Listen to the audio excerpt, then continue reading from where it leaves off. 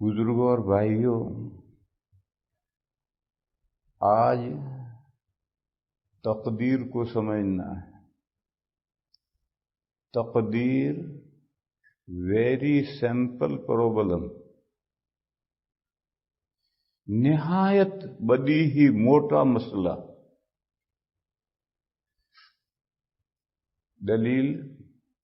دلیل یہ ہے کہ تقدیر کا ماننا ایمانیات میں ہے،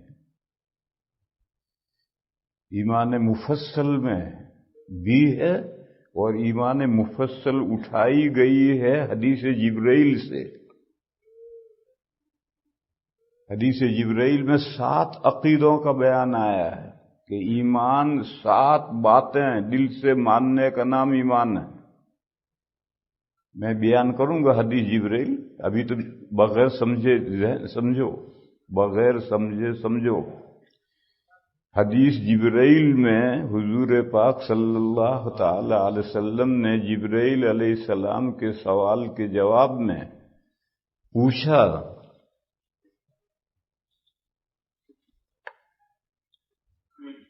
مل ایمان، ایمان کیا چیز ہے؟ تو حضور نے 7 عقیدے بتائے ہیں کہ یہ 7 باتیں ماننے کا نام ایمان ہے۔ انہی 7 باتوں کو ایمان مفصل میں لیا ہے۔ جو تعلیم الاسلام میں ہم بچوں کو ایمان مفصل یاد کراتے ہیں، ایمان مفصل اس کے مقابل ہے ایمان مجمل۔ ایمان مجمل میں یہی 7 باتیں خلاصے کے طور پر لی ہیں، کھولی نہیں ہیں۔ اور ایک بات اور بڑھائی ہے، وہ بات بھی بڑھائی نہیں ہے، وہ بھی ایمان مفصل ہی کا خلاصہ ہے۔ آمنت باللہ کما ہوا باسمائہ وصفاتہ وقبلت جمیع احکامہ۔ میں اللہ کو مانتا ہوں جیسی ان کی صفتیں ہیں اور ان کے نام پاک ہیں، ان کی ساری صفتوں کو بھی مانتا ہوں، ان کے تمام مبارک ناموں کو بھی مانتا ہوں۔ آمنت باللہ کما ہوا باسمائہ وصفاتہ۔ اللہ کے جو نام ہیں ان ناموں کے ساتھ میں اللہ کو مانتا ہوں، اور اللہ کی جو صفتیں ہیں ان صفتوں کے ساتھ میں اللہ کو مانتا ہوں۔ وَقَبِلْتُ جَمِيعَ أَحْكَامِهِ، اور اللہ نے میری طرف جو احکام بھیجے ہیں ان سب کو میں مانتا ہوں۔ یہ ایمان مجمل ہے، یعنی گول گول ایمان، کھولے بغیر ایمان، پھیلائے بغیر ایمان، تفصیل کیے بغیر ایمان، شارٹ۔ اللہ کو ماننا اسماء و صفات کے ساتھ، ناموں کے ساتھ اور صفتوں کے ساتھ۔ میرے بھائیوں، یہ سمجھنا چاہیے کہ اللہ ذات بحت کا نام نہیں، یہ ستون ہے، اس میں کوئی کمال نہیں، نہ پازیٹو نہ نیگیٹو۔ یہ ستون کھڑا ہے، اس میں کوئی کمال نہیں، نہ مثبت نہ منفی۔ یہ ایسا اللہ ایسے ذات بحت نہیں ہے۔ بحت کے معنی اونلی، اللہ ذات بحت نہیں ہے۔ اللہ میں 7 صفتیں ہیں اور بے شمار اسماء حسنی ہیں۔ اسماء حسنی کمالات پر دلالت کرنے والی الفاظ ہیں۔ اللہ میں بے شمار کمالات ہیں، مثبت بھی اور منفی بھی، پازیٹو بھی کمالات ہیں اور نیگیٹو بھی کمالات ہیں، اور 7 صفتیں ہیں۔ صفت میں اور اسماء حسنی میں کیا فرق ہے؟ ذرا سا فرق ہے۔ وہ بات جس کے ساتھ اللہ کو متصف کرنا ضروری ہے، اور اس کی ضد کے ساتھ اللہ کو متصف نہیں کر سکتے، وہ صفتیں ہیں۔ ایسی 7 باتیں ہیں جن کے ساتھ متصف کرنا ضروری، ان کی ضد کے ساتھ اللہ کو متصف نہیں کر سکتے۔ پہلی صفت اللہ کی ہے حی، اللہ زندہ ہے، یہ اللہ کی صفت ہے، اور اس کی حی زندہ کی جو ضد ہے اس کے ساتھ اللہ کو متصف نہیں کر سکتے۔ دوسری صفت ہے اللہ سمیع ہے، خوب سننے والے ہیں، اس کی جو ضد ہے بہرا ہونا، اس کے ساتھ اللہ کو متصف نہیں کر سکتے۔ تیسری صفت ہے بصیر ہونا، اللہ ہر چیز دیکھ رہے ہیں، اس کی جو ضد ہے اندھا ہونا، اس کے ساتھ اللہ کو منتصف نہیں کر سکتے۔ تیسری صفت ہے علیم ہونا، وہ ہر چیز جانتے ہیں، اس کی جو ضد ہے جہالت نہ جاننا، اس کے ساتھ اللہ کو متصف نہیں کر سکتے۔ اسی طرح سے اور صفت ہے شائی، مرید وغیرہ۔ بہرحال 7 صفتیں تو وہ ہیں جن کے ساتھ اللہ کو متصف کرنا ضروری ہے، اور ان کی ضد کے ساتھ متصف نہیں کر سکتے، یہ صفتیں ہیں۔ اور اس کے علاوہ دوسری باتیں اللہ پاک میں ہیں، اس کو بھی متصف کر سکتے ہیں اور اس کی ضد کے ساتھ بھی متصف کر سکتے ہیں۔ جیسے اللہ رزاق ہیں، یہ صفت نہیں ہے، یہ اللہ کا نام ہے، کیونکہ اللہ روزی پہنچانے والے ہیں تو روزی روکتے بھی ہیں، اللہ روزی کھولتے بھی ہیں، روکتے بھی ہیں۔ روکتے بھی ہیں یعنی اس کو روکنے پر قادر ہیں۔ بے ایمان یوں تو اللہ نے ہر مخلوق کی روزی کا ذمہ لے لیا ہے، لیکن روزی رسانی کی جو ضد ہے اس پر قادر ہیں، روکنا چاہیں تو روک سکتے ہیں۔ اللہ یبسط الرزق لمن یشاء من عباده ویقدر له۔ بس اللہ تعالیٰ کے لیے صفت رزاق ہے، ان اللہ هو الرزاق، یہ رزاق اس نام ہے، اسماء حسنہ میں سے ہے، اللہ کے کمالات پر دلالت کرنے والا ہے، اور اس کی جو ضد ہے اس کے ساتھ بھی دو۔ اور مثال لو، اللہ محیی ہیں، زندہ کرنے والا ہے، تو اس کی جو ضد ہے ممیت، مارنے والے، وہ بھی اللہ ہے۔ تو احیاء یہ اللہ کی صفت نہیں، اللہ کا نام ہے۔ اتنی تفصیل میرے خیال سے آپ حضرات کے لیے کافی ہوگی۔ نام تو 7 ہیں، وہ نہیں، استغفر اللہ، غلطی کی میں نے، صفتیں تو 7 ہیں اور نام بے شمار ہیں، کیونکہ نام کمالات پر دلالت کرتے ہیں، اور کمالات اللہ میں بے شمار ہیں، بس کمالات پر دلالت کرنے والے الفاظ بھی بے شمار ہیں۔ مگر یہ جو اللہ کی صفات ہیں اور اللہ کے نام ہیں، ان کو سمجھانے کے لیے ہماری ڈکشنری کے الفاظ استعمال ہوئے ہیں۔ کیوں آسمان سے اللہ نئے الفاظ اتارتے تو ہم کیا سمجھتے؟ اس لیے ہم انسانوں کے ڈکشنری میں جو الفاظ ہیں صفات پر دلالت کرنے والے اور کمالات پر دلالت کرنے والے، وہی الفاظ اللہ کے لیے استعمال کیے گئے ہیں۔ اس کے علاوہ اللہ کی خوبیوں کو سمجھانے کا اور کوئی راستہ نہیں ہے۔ مگر یہ سمجھنا کہ یہ جو الفاظ ہیں، ان الفاظ سے جو ہمارے ذہن میں ایک مطلب آتا ہے وہ اللہ کے لیے، وہی اللہ کے لیے نہیں، وہی اللہ کے لیے نہیں۔ اللہ نے خود قاعدہ بیان کیا ہے، لیس کمثلہ شیء وہو السمیع البصیر، اللہ کے مانند کوئی چیز نہیں ہے، اور اللہ خوب سننے والے اور خوب دیکھنے والے ہیں۔ یہ سمیع تو ہمارے لیے لفظ ہے، دیکھنے سننے والے ہم سنتے ہیں، بصیر بھی ہمارے لیے لفظ ہے، دیکھنے والے ہم دیکھتے ہیں۔ یہ دو صفتیں اللہ کے لیے ثابت کی کہ اللہ سمیع ہے، بصیر ہیں، مگر پہلے قاعدہ بتلایا کہ اللہ کے مانند کوئی چیز نہیں، لہذا تم کہیں اللہ کو اپنے جیسا سمیع و بصیر نہ سمجھیو۔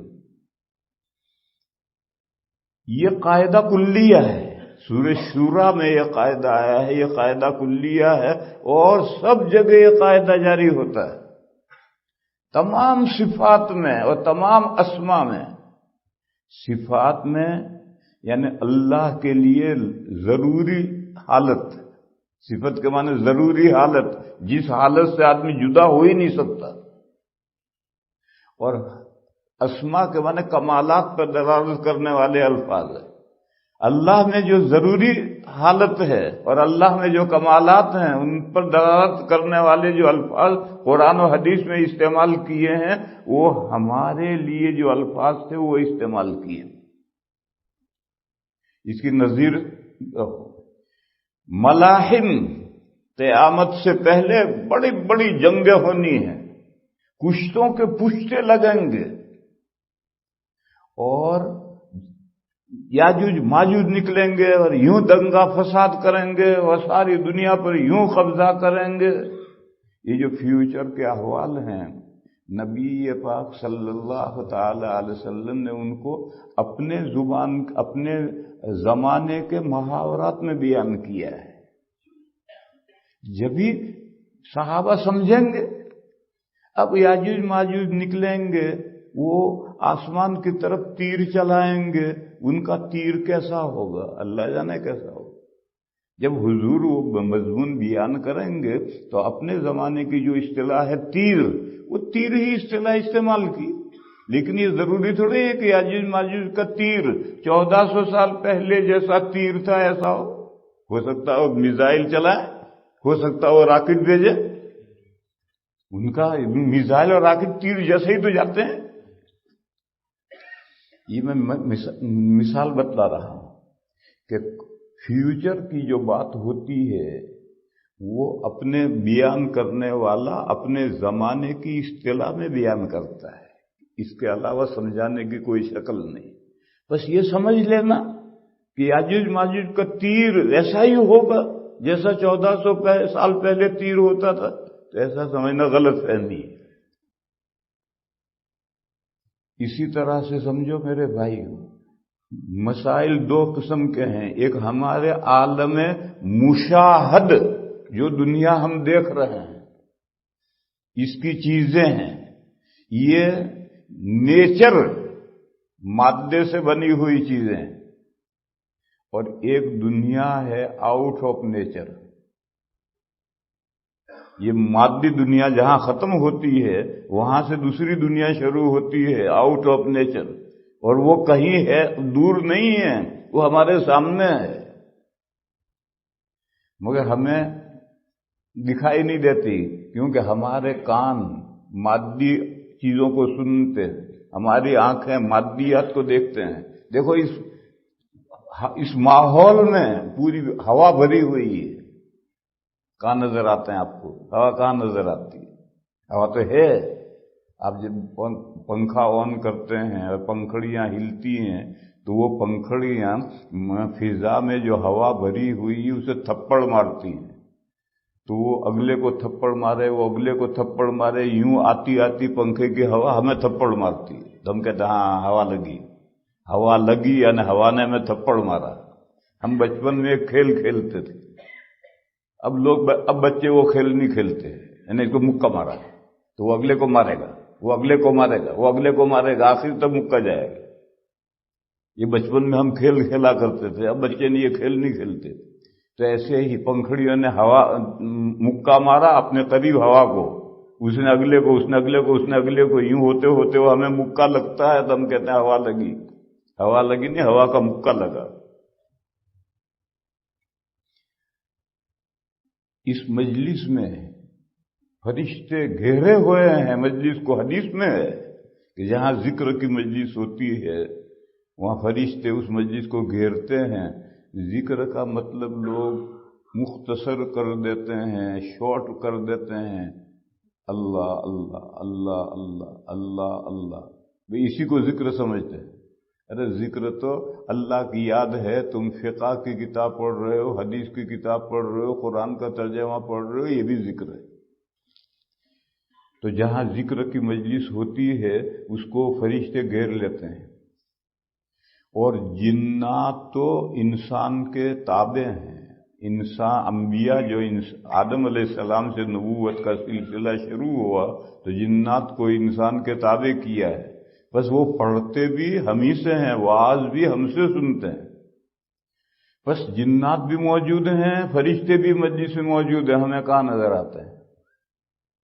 ہماری آنکھیں نیچر کی دنیا کو دیکھ سکتی ہیں، مادی دنیا کو دیکھ سکتی ہیں، ہمارے کان مادی دنیا کو آواز کو سنتے ہیں، غیر مادی کو نہیں۔ کبھی کبھی دیکھ لیتے ہیں، فرشتہ نظر آ جاتا ہے، جنات نظر آ جاتا ہے، کبھی کبھی ہاتف غیبی آواز آ جاتی ہے، ہم سن لیتے ہیں، کبھی کبھی ہوتا ہے، لیکن یہ کرامت ہوتی ہے، ورنہ عام طور پر ہمیں جنات اور فرشتے نظر نہیں آتے، حالانکہ وہ یہاں ہیں۔ میرے بھائیو، اسی طرح سمجھو کہ جو نیچر کی دنیا ہے یہ ختم ہو کر جسٹ آؤٹ آف نیچر شروع ہوتا ہے، کوئی دہیں الگ نہیں ہے، آخرت اسی دنیا کے ساتھ ساتھ چل رہی کلوز، مگر وہ ہمیں نظر نہیں آتی، ہم وہاں کی آوازیں نہیں سنتے۔ ایک حدیث شریف میں ہے کہ قبرستان میں جو مردوں کو عذاب ہوتا ہے، اس کو ثقلین کے علاوہ، انسان اور جنات کے علاوہ ہر مخلوق سنتی ہے، بھینس بھی سنتی ہے، مرغی بھی سنتی ہے۔ فرمایا کہ اگر انسان اس کو سن لے، قبرستان میں جو قبروں میں عذاب ہوتا ہے اس کو انسان سن لے تو بے ہوش ہو جائے۔ تو اب عالم قبر، برزخ، وہ ہماری اسی دنیا کا سپلیمنٹری ہے، ضمیمہ ہے۔ ہم جہاں کھڑے ہیں وہیں قبر ہے، وہیں عذاب ہو رہا ہے، ہمیں نظر نہیں آ رہا، ہم نہ سنتے ہیں نہ دیکھتے ہیں۔ کیوں؟ وہ آؤٹ آف نیچر ہے۔ مردہ پڑا ہوا تو نظر آئے گا، کیونکہ مردہ یہ تو نیچر ہے، مادے سے بنا ہوا ہے، لیکن اس کو جو راحت پہنچ رہی ہے یا اس کو جو تکلیف پہنچ رہی ہے وہ نظر نہیں آئے گی۔ یہ ایک بھائی بیٹھا ہے، ہم اس کو دیکھ رہے ہیں، اس کو دل میں بڑی خوشی ہے۔ کیوں خوشی ہے؟ منگنی ہو گئی ہے، عصر سے پہلے اطلاع آئی تیری منگنی ہو گئی ہے، بڑا دل میں خوش۔ تو میں اس کو تو دیکھ رہا ہوں مگر اس کے دل کی خوشی کو نہیں دیکھ رہا۔ یہ بھائی ہے، خود اللہ نہ کرے اس کا کوئی قریبی انتقال ہو گیا، دل صدمے سے بھرا ہوا، تو میں اسے تو دیکھ رہا ہوں مگر اس کے دل کے صدمے کو نہیں دیکھ سکتا میں، کیونکہ وہ نیچر نہیں ہے، آؤٹ آف نیچر ہے۔ اتنی بات یہ سمجھنے کے لیے کافی ہے کہ ہمارے پاس جو قوا ہیں، کون سی؟ وہ صفات، عقل نہیں، علم نہیں، ہماری جو صفات ہیں، ہم بھی زندہ ہیں، ہم بھی دیکھتے ہیں، ہم بھی سنتے ہیں، یہ جو ہماری صفات ہیں یہ محدود ہیں نیچر کی دنیا تک، اس سے آگے نہیں دیکھتی، ورنہ آؤٹ آف نیچر بھی یہی ہے، یہ سامنے ہے، مگر جیسے ہوا نظر نہیں آتی، وہ آؤٹ آف نیچر جنت اور جہنم بھی نظر نہیں آتی۔ جب قیامت آ جائے گی اور ہم دوسری زندگی، نیو لائف، جب نئی زندگی ملے گی تو ہماری صفات بھی مضبوط ہو جائیں گی۔ یہ تو آپ نے سنا ہی ہے کہ ہر انسان جب دوبارہ زندہ ہوگا تو آدم علیہ السلام کے قد پر ہوگا۔ آدم علیہ السلام کا قد ہمارے ہاتھوں سے 60 ہاتھ کا تھا، ہمارے ہاتھ سے۔ جب اتنا لمبا آدمی ہے تو موٹا بھی ایسا ہی ہوگا۔ یہ جو آدم علیہ السلام جس قد پر تھے اسی قد پر ہم دوبارہ پیدا ہوں گے۔ جب اسی قد پر پیدا ہوں گے تو اتنے لمبے، اتنے چوڑے، ایسی آنکھوں میں طاقت، ایسی کانوں میں طاقت، جیسے بدن اس کا بڑھ گیا 60 ہاتھ تو اس کے قوا بھی بڑھیں گے اسی طرح سے۔ تو جب دوسری زندگی قیامت کے دن ہم دوبارہ ہمیں نیو لائف ملے گی اور ایسی پاورفل لائف ملے گی تو قیامت کے میدان میں کھڑے کھڑے جنت بھی نظر آنے لگے گی اور جہنم بھی نظر آنے لگے گی۔ وَأُزْلِفَتِ الْجَنَّةُ لِلْمُتَّقِينَ وَبُرِّزَتِ الْجَحِيمُ لِلْغَاوِينَ، یہیں سے جنت بھی نظر آ رہی، جہنم بھی نظر آ رہی ہے۔ کیوں؟ اب آنکھیں پاورفل ہو گئی، کان میں طاقت زیادہ آ گئی۔ خیر میرے بھائیوں، میں مضمون یہ سمجھا رہا ہوں کہ ہم اس دنیا میں اللہ کی صفات کے لیے جو قرآن میں الفاظ ہیں، حدیثوں میں الفاظ ہیں، اور اللہ کے اسماء حسنی کے لیے قرآن و حدیث میں جو الفاظ ہیں ان کی پوری حقیقت نہیں سمجھ سکتے، بس برائے نام سمجھ سکتے ہیں۔ جیسے یاجوج ماجوج نکلیں گے اور تیر چلائیں گے تو اس کی پوری حقیقت نہیں سمجھ سکتے، برائے نام سمجھ سکتے ہیں۔ اور سمجھانے کے لیے قرآن و حدیث میں الفاظ وہ استعمال کیے ہیں جو انسانوں کے لیے ہیں، کیونکہ آسمان سے نئے الفاظ اگر اتارے جائیں تو ہم اس کو کیسے سمجھیں گے؟ دیکھو، ایک آدمی، میں یہاں آتا ہوں تو بیان میں کوئی لفظ کبھی انگریزی بول دیتا ہوں تو عادت پڑ گئی، تو وہاں دارالعلوم دیوبند میں سبق پڑھاتا ہوں تو بھی کوئی لفظ انگریزی بول دیتا ہوں۔ تو وہاں ایک بڑے استاد ہیں حضرت مولانا ریاست علی صاحب مدہ ذلہ، وہ ترمذی شریف پڑھاتے ہیں۔ انہوں نے مجھے باقاعدہ آدمی بھیج کر کہا کہ آپ سبق میں انگریزی لفظ نہ بولا کریں، کیونکہ بیچ میں ایک لفظ انگریزی بولا، اس لفظ کو طلبہ تو سمجھتے نہیں، تو سارا مسئلہ ان کے لیے الجھ جاتا ہے۔ میں تو یہ سمجھتا ہوں کہ میں نے یہاں میں انگریزی لفظ بولوں گا تو اس کو سب لوگ بہتر سمجھیں گے، اور وہاں وہ لفظ میں نے بولا طلبہ اس لفظ کو تو سمجھے نہیں، تو پھر میں بہت کوشش کر کے کوئی انگریزی لفظ زبان سے نہیں نکلنا چاہیے اردو بولتے ہوئے،